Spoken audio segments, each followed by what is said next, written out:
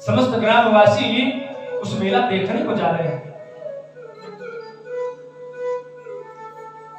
और देवकी वसुदेव का मन था कि कृष्ण बलराम भी इस मेला को देखने आए। जैसे इस बात को सुना, मां यशोदा भोजन कर रही, हाथ से निवाला छूट गया। अरे कोई मेरे प्राण मांग ले तो मैं निश्चिंत होकर के दे दूं। किसी को मेरे प्राण की आवश्यकता है तो मैं अपने प्राण निश्चिंत होकर के दे दूंगी, लेकिन कन्हैया को अपनी आंखों से दूर नहीं कर सकती। कृष्ण और बलराम मचल पड़े, भैया हम तो जाएंगे, तुम हमें कहीं भी भेजती नहीं हो। भैया एक दो दिन की बात तो है, हम लौट करके आ जाएंगे।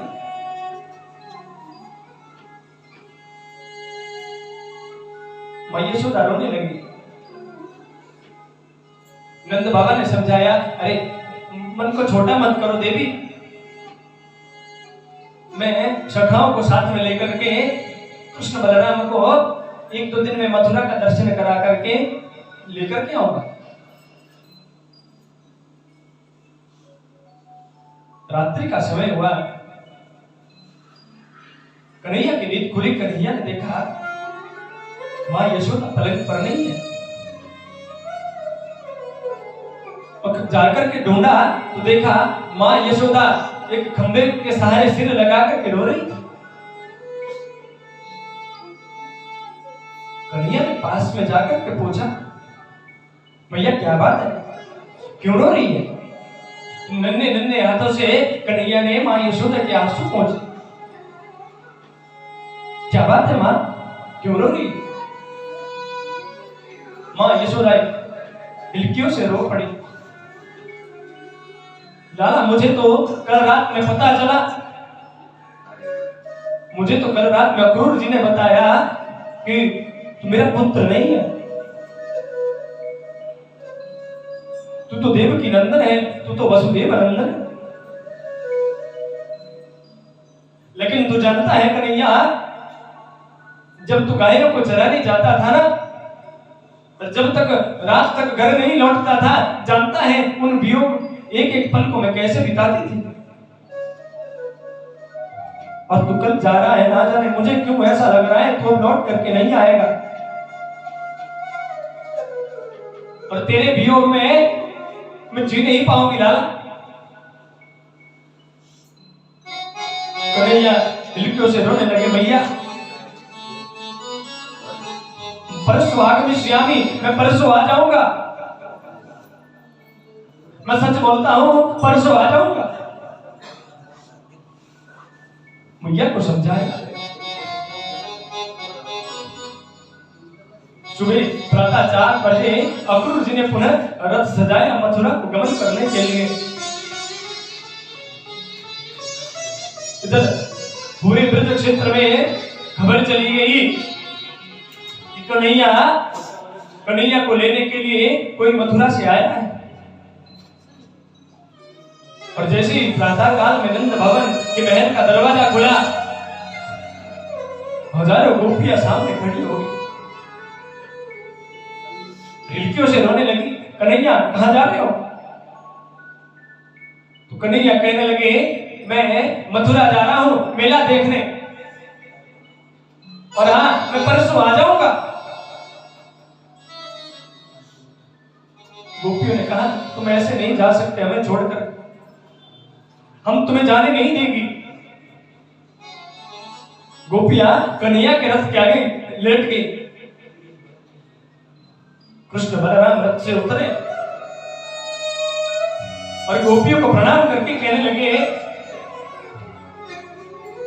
देवियों मैं देवताओं के सम्मान, देवताओं की भांति लंबी उम्र पाकर के भी तुम्हारे ऋण से उड़े नहीं हो सकते,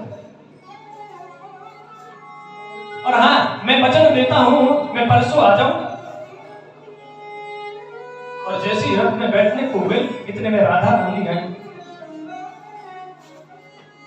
राधा रानी ने कहा, कहां जा रहे हो लाल, हमसे विनय होता है? तो कन्हैया कहने लगे, मैं मेला देखने जा रहा हूं मथुरा, मैं परसों आ जाऊंगा। तो राधा रानी को वियोग होने लगा। ना जाने लाला मुझे क्यों ऐसा लग रहा है कि तू परसों की कह करके बरसों तक लौट करके नहीं आएगा।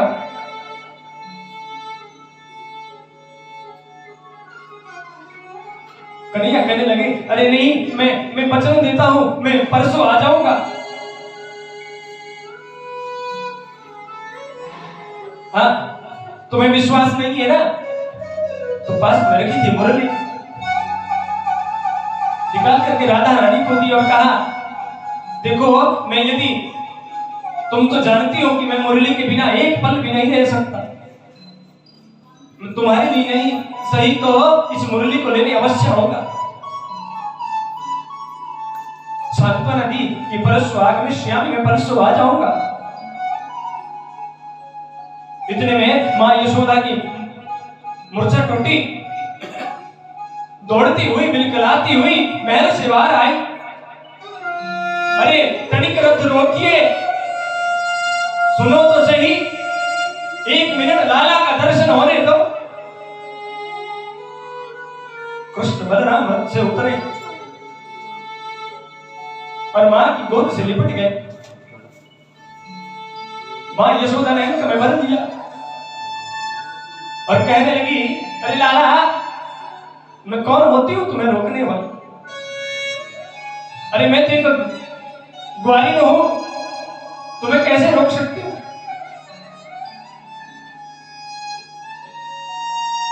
तुम तो यशोदा नंदन नहीं, तू तो देव की नंदन है। और हाँ, एक बात मैं तुमसे कहना चाहती हूँ कि जीवन में मैं तुमसे प्रेम नहीं कर सकी, मैं तुमको प्रेम नहीं दे सकी, और हो सके लाला तो मैंने तुम्हें तपती धूप में एक उखल से बांध दिया, एक माखन की मटकी की फोड़ने के बदले मैंने तुम्हें दिन भर उखल में बांध दिया। हो सके लाला तो इस बात का स्मरण मत करना जीवन में कभी। अरे मैं कितनी अभागिन हूं, लेकिन मैं तुम्हें याद रोक नहीं सकता। कन्हैया मां यशोदा से लिपट करके रोने लगे, भैया मैं संसार की सभी चीज को भुला सकता हूं, लेकिन तेरे प्रेम को कभी नहीं भूल पाऊंगा। और हाँ, मैं विश्वास दिलाता हूं परसों आगामी श्यामी, मां याद रखना मैं परसों जरूर लौट करके आऊंगा। सखा आनंद बाबा बैलगाड़ी में मथुरा को प्रस्थान किया। कन्हैया रथ में बैठ करके मथुरा को जाने लगे।